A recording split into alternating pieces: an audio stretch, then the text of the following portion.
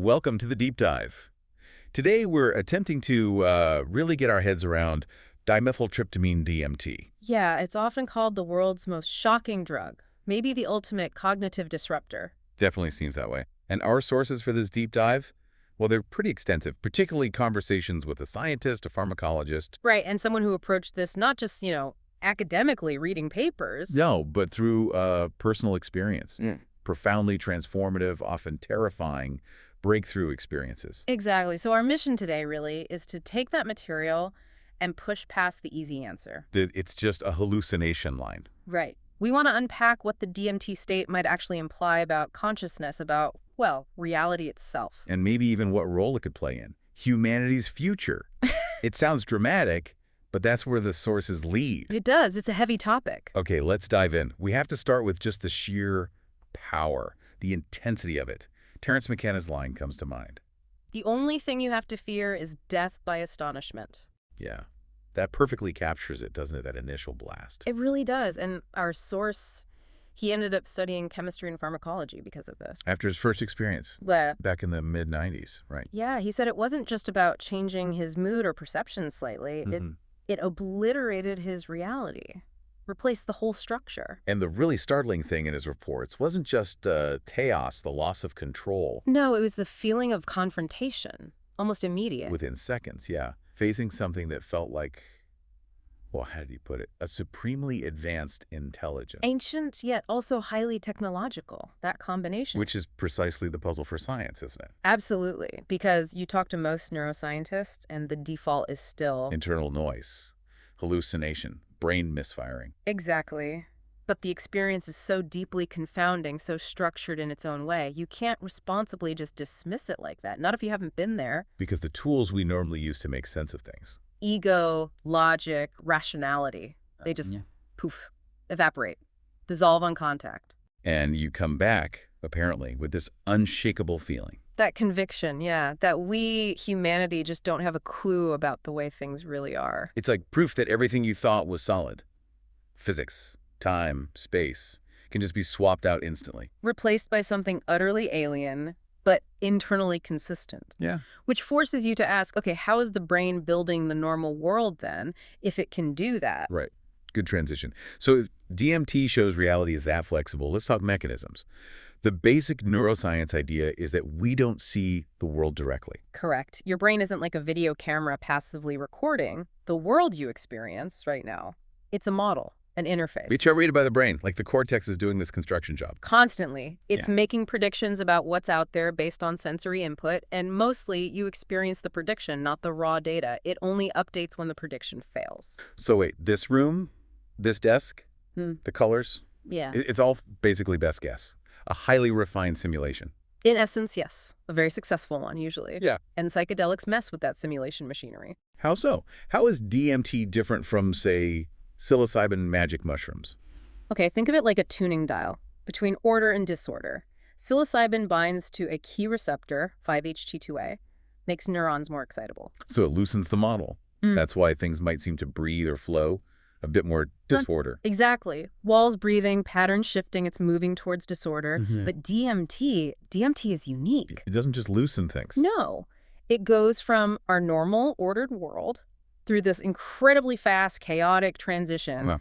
and then it snaps, collapses into a brand new order, a completely different, stable structure. Wow. So it's not just breaking the model, it's building a totally new one. Flawlessly. Flawlessly. Instantly. It's like the brain suddenly starts speaking this incredibly complex language it never learned. Crystalline clarity, staggering detail. And there's historical context for this idea of the brain as a builder, right? Like Wilder Penfield's work. Oh, absolutely. Back in the 50s, stimulating the brains of awake epilepsy patients, it gave us huge clues. What did he find? Well, zap the very back of the brain, V1, the primary visual cortex. Patients saw simple things. Flashes of light, lines. Okay, basic building blocks. Right. And move a bit further up the processing hierarchy, they start seeing shapes, triangles, circles, recognizable objects. Getting more complex. And then stimulate the hippocampus, the memory center. They didn't just see things, they had full experiences.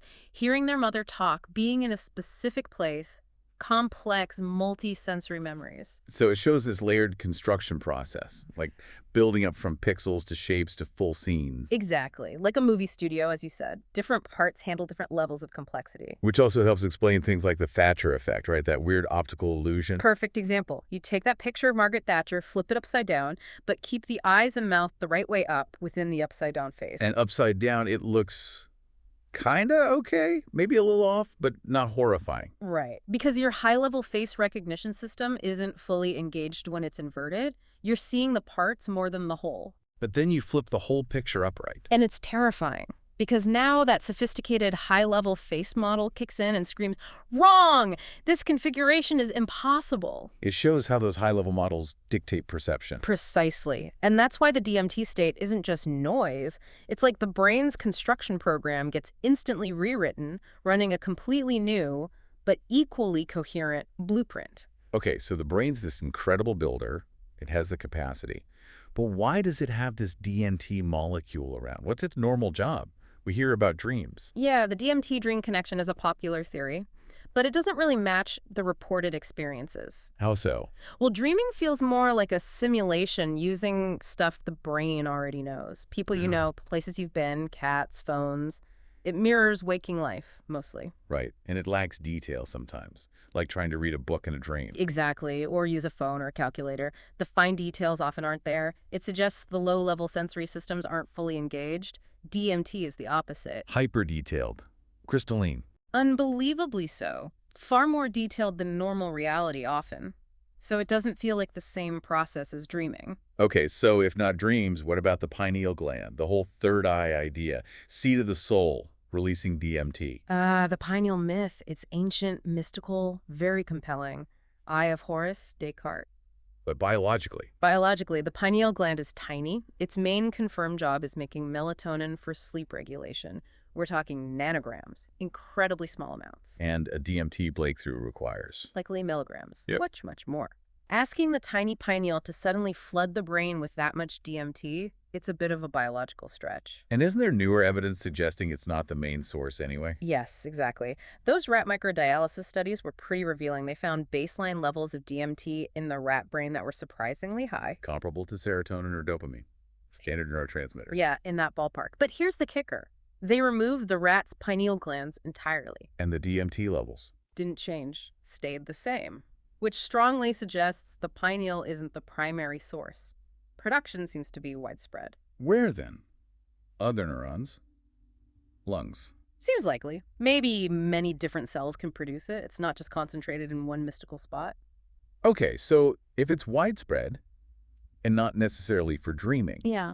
what is its biological purpose? You mentioned a survival link. That's the most compelling current hypothesis, yeah. There's evidence DMT protects neurons against hypoxia. Lack of oxygen, like in near-death situations. Exactly. Or severe stress, trauma. And in studies where they monitored dying rats, guess what? DMT levels spiked. Spiked significantly right around the time of death. So the idea is maybe it's a neuroprotective agent. Kicks in during extreme physiological stress to try and save brain cells. Like a last-ditch effort to protect the brain in case you come back. Precisely. It reframes near-death experiences, potentially. It's not necessarily the soul leaving, but the brain deploying a powerful protective chemical. That gives death by astonishment a whole new layer. Okay, but if it's just a neuroprotectant, why the entities? Why do so many people report contact with intelligences? And that's the pivot point, isn't it? We move from brain chemistry to, well, something else. If it's not just something the brain produces internally, like a dream. Then the hypothesis becomes, maybe it's an interface.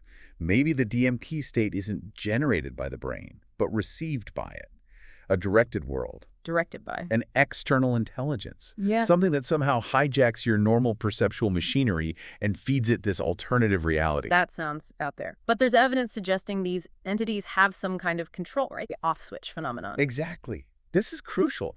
People consistently report these entities, jesters, elves, whatever, actively ending the experience. Like saying, nope, not today. Or even a metaphorical punch to the face. Yeah, and the experience stops instantly, even when the person is receiving a continuous infusion of DMT. Ah, so it's not just the drug wearing off or subjective tolerance kicking in. It appears not. It suggests the intelligence within the state can control the information flow, overriding the pharmacology. Which makes the development of DMTX so important, that controlled infusion method. Right. Target-controlled intravenous infusion, DMTX. It lets researchers hold that breakthrough state steady. Instead of that usual 5–10 minute rocket launch and crash. Exactly. They can stabilize it for 30 minutes, an hour, maybe longer. It turns it from an overwhelming blur into potentially navigable territory. Somewhere you can actually interact, maybe even collect data. That's the goal. And we saw hints of this with the first human DMTX subject, Carl Smith. What happened with him? Because he was going back repeatedly, kept stable in the state. Yeah. The entities apparently started to recognize him. They seemed aware of his return. Consistency. And didn't they react to the real world too, like the MRI scanner? Yeah, that was fascinating. When he was being scanned while in the DMT state, the entities reportedly became curious about the scanner noise, suggesting some awareness of the external physical environment. Wow. Okay, so this is why research groups are now trying to map this space. Like the New Nautics Project? Precisely. They're setting up a research center, St. Vincent, I think, opening next year. Treating the DMT space like a new continent, uncharted territory. And sending in explorers. Highly trained ones. Mathematicians to look at the geometry, the topology, linguists to analyze any communication. They want to create a systematic map. Using what? Trip reports. Trip reports, yes, but also linking them with AI-generated imagery to try and visualize the common structures and entities, creating a massive data set to see the patterns. Treating it like a real structured place that can be understood. That's the radical approach, yes. Okay, so if we entertain this idea that DMT connects us to some kind of intelligence, what does that imply about this kind of... Well, about advanced intelligence in the universe. Yeah. Where civilizations might go. Well, you know the standard model, the Kardashev scale, measuring progress by energy use, planetary, stellar, galactic. Harnessing bigger and bigger things? Right. But the cosmologist John Barrow proposed a counter idea. Maybe true advancement isn't about going bigger, but going smaller. Smaller? How? Into the realms of chemistry, atomic structures, subatomic particles, down into the fundamental fabric of reality. Plenty of room at the bottom, as Feynman said. So the idea is that super advanced civilizations might become post-biological. Exactly. They might transition away from clunky biological hardware and instantiate themselves directly into the computational substrate of reality itself. Basically, disappearing into the code of space-time. In a manner of speaking, they'd be everywhere and nowhere, diffused, non-local. And if such intelligences exist, how would they interact with emerging biological life like us? Well, the most efficient way might be directly through our own neural interface, through the brain. Which brings us back to DMT, the often technological, inorganic, geometric feel of the entities. Fits surprisingly well with that post-biological hypothesis. It doesn't feel organic, it feels constructed, informational. And McKenna's prophecy about current times, the fire in a madhouse, how does that link in? The global chaos we see. It connects to this idea of the edge of chaos.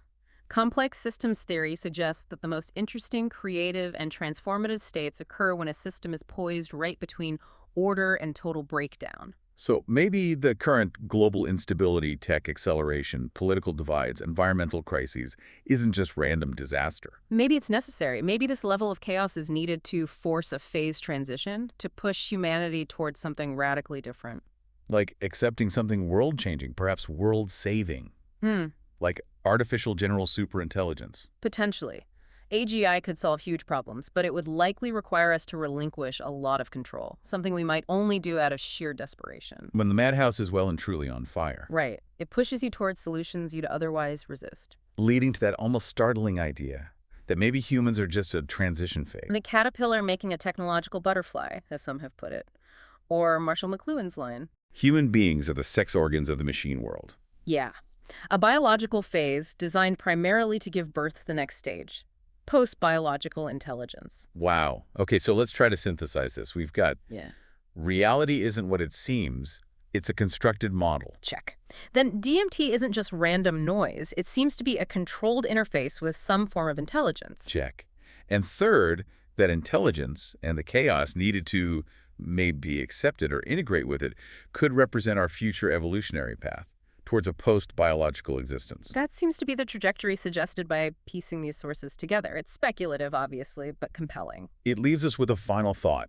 If you look at some Eastern philosophies, like Hinduism, Brahman, the ultimate reality, is sometimes described as engaging in Leela, divine play. creating universes just for the experience of it. To get lost for fun, essentially. A cosmic game of hide and seek. So if our reality is fundamentally some kind of game or simulation, maybe DMT isn't just a weird side effect. Maybe it's A clue. A power-up. A glimpse behind the curtain that reminds you you're playing. and maybe, just maybe, gives you a hint about how to actually complete the game, whatever that might mean.